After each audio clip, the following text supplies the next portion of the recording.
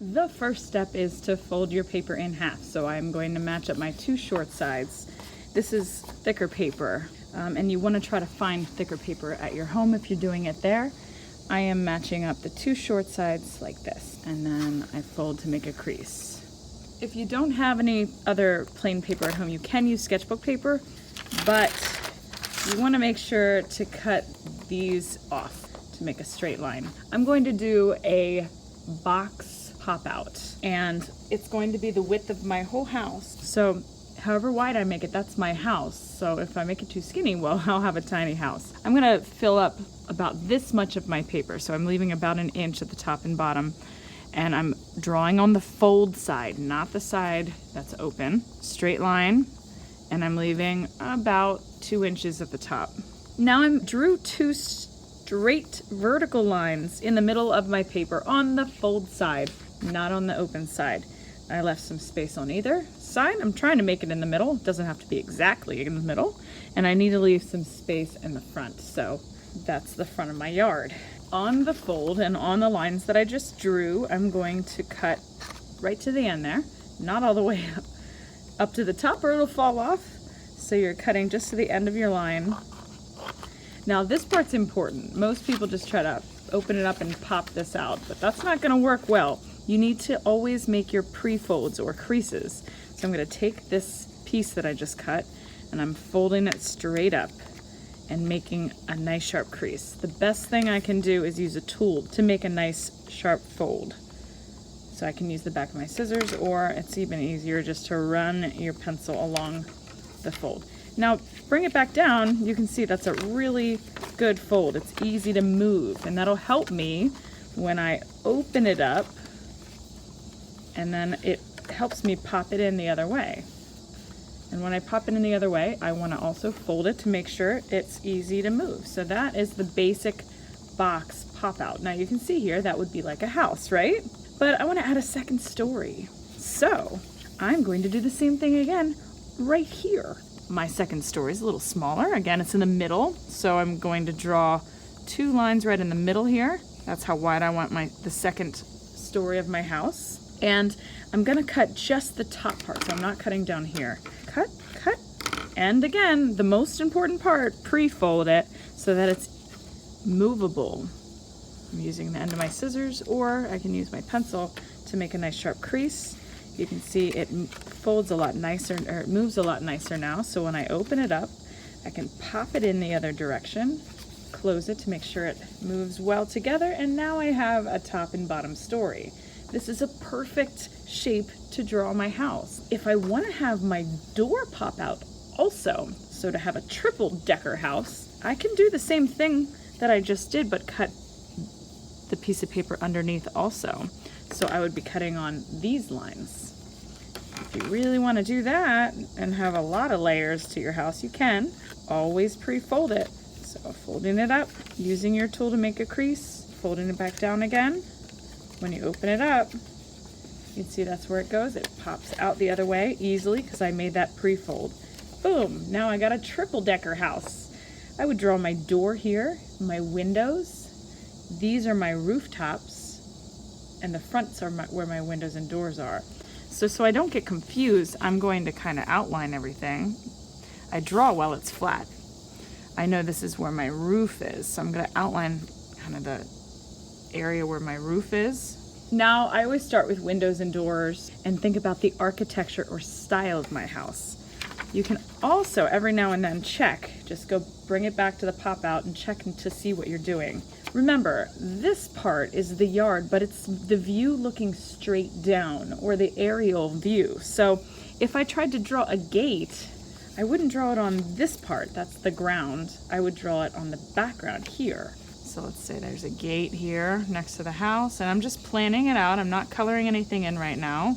But you can see here that gate will stand straight up and down on the background part here. I can even show distance by drawing my ground line all the way up here, maybe a hill. See all that? So I have space to do more detail, like maybe there's a tree in the background, a spooky tree that'll be covering the moon. Of course, you think of your own details, what would make your house look haunted. And remember, the smaller it is, the further away they are. That means that the foreground here, what's right in front of me, is bird's eye view. So there's a pathway, right? Maybe I have another pathway going back, and it'll get smaller as I go and bigger towards the front.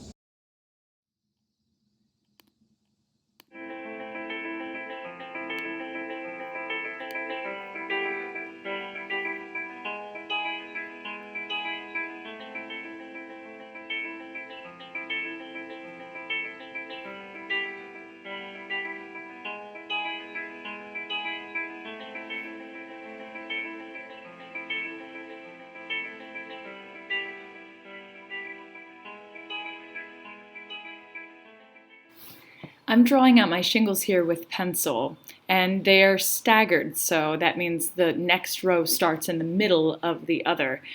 I am getting just practice here with my pencil first, and once I felt confident, I just went right in with crayon so that it didn't take me an hour to draw just the roof. But I did practice with pencil first.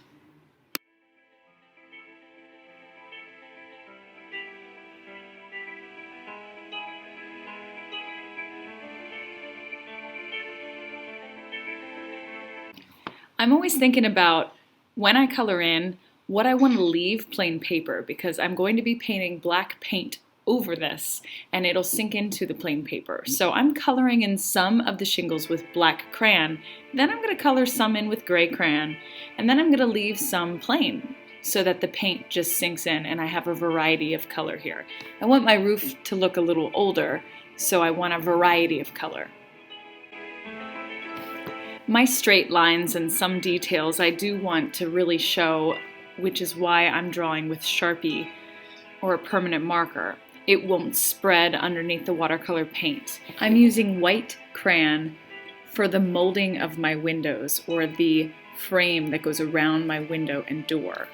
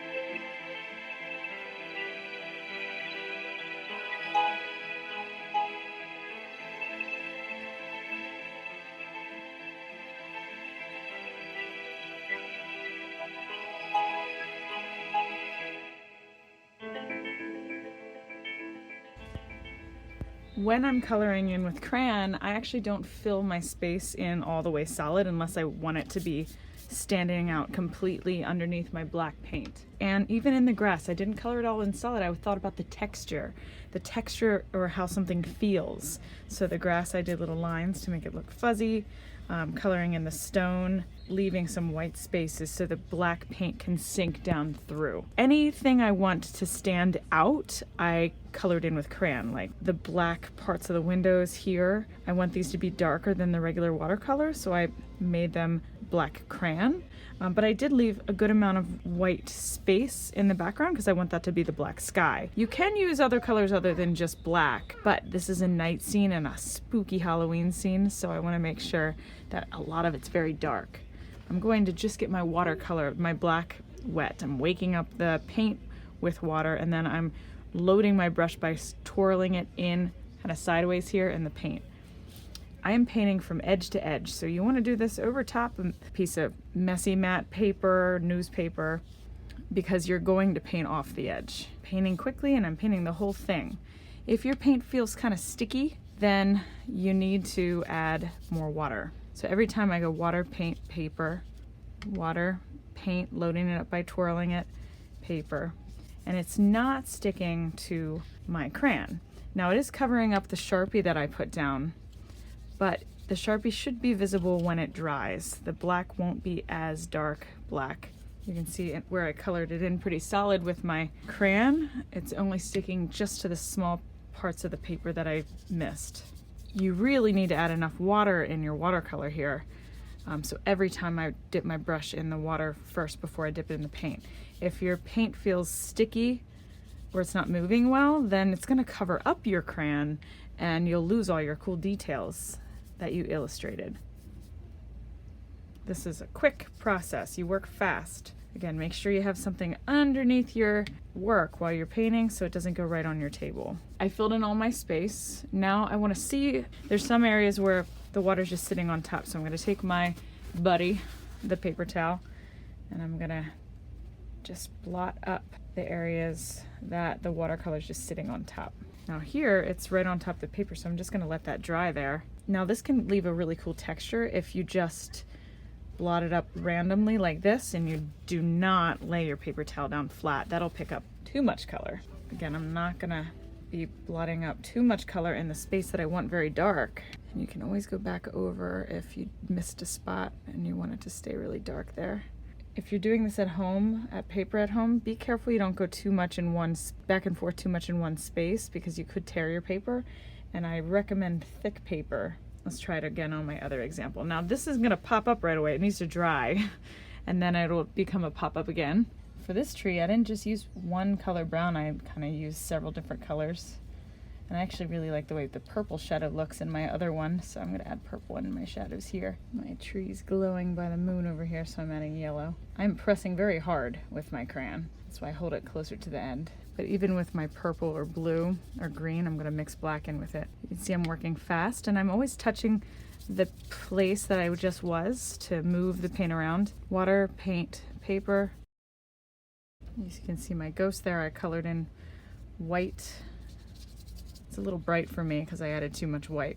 I really like the way my tree is kind of glowing from the crayon on top of the Sharpie. The Sharpie helped get this detail of the lines, and then the crayon made it glow under the paint. This is called resist painting because the wax resists the water. It doesn't stick to it. It repels it or kind of pushes it away. And you gotta let it dry flat as you can. And then I'll be able to turn it back into a pop-up. To complete your haunted house, a 9x12 piece of construction paper, fold it in half, like a book, and then close your pop-up once it's dry, like this. And I'm going to glue just the edges here, never on this part. And I definitely don't glue any of the middle part. That's what should be popping up. So you wanna make sure it's closed like this. And then I take my glue stick and I run it along the edge, every edge. And you can notice I'm going back and forth a few times to make sure that glue is on well. I'm just going along every straight side of my paper. I'm only doing one side. And then put it right inside the book, lining it up all the way to the fold. Close it, give it a nice massage, flip it over, and do the same thing on the other side. So running my glue stick along each straight side, not on the pop-out part. And you can notice that my pop-out is closed the way it should be. It's not in. That won't work. So you want to make sure it's popped out. When you do your glue, close and give it a massage. Flip it over. And you can see this is how it'll be. So it's sticking out when it's not gonna look like a card because it is supposed to stay straight up and down. But that paper will fill in that empty space there. So choose a color that you like, and it'll help give it a little more rigidity so that if you put it up against a shelf or something for decoration, it stays popped out nicely.